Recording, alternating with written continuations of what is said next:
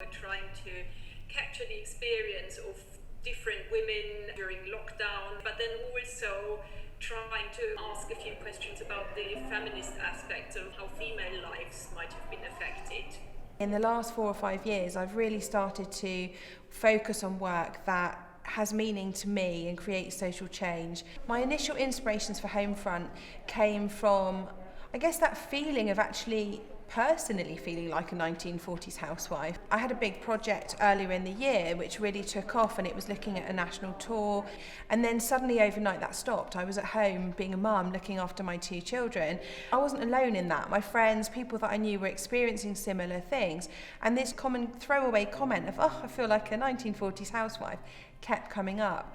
I think that this is the first time in peacetime Britain really that women's roles have significantly changed without any choice. I'm afraid the division of duties has gone very much back to the 1940s, 1950s. I'm doing all the home stuff, but in addition to that, I'm a modern woman and doing all the professional stuff. It really did feel like going back in time. The tying theme is the 1940s and that post-war era. Women have experienced such a significant shift in their day-to-day changes in lives, and I think that's a really good opportunity to explore further with this project. Well, I got involved in Homefront because I loved the idea and the concept of recording part of history. I also thought it was really good to highlight the challenges that women faced going into lockdown. I think it's a great way of recording a really unusual time.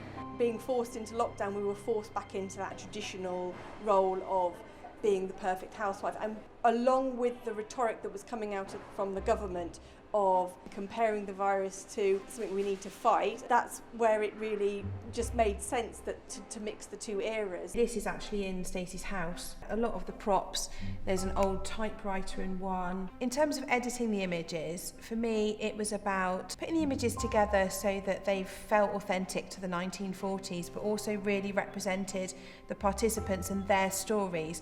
Is there a standout symbol, something that you would see as an image in your mind if you think of that time? The bluebird and bunting. During lockdown, the first lockdown, it was the D-Day celebrations. My twin boys made some bunting and coloured in some bluebirds, and everyone was just in such a happy mood. My tumble dryer broke, so I ended up pegging out all my laundry. We had that beautiful weather, and it's just something that's really stuck with me. I was faced with the challenge of homeschooling 2 very different children with 2 very different sets of needs. There are a lot of people behind the scenes working, interviewing, editing, makeup artists that are really invested in this, because it's our chance as women to tell a story of a really unique point in history. What does feminism mean to you? The ideal is that women and men are equal. We have the same ability to achieve, so we should have those opportunities. That's what feminism is to me. We should be valued for our actions and opinions and what we do in the world, and not be valued for how we look and whether or not we've lost weight or whether or not we've got makeup on. The project itself has been quite therapeutic and uplifting.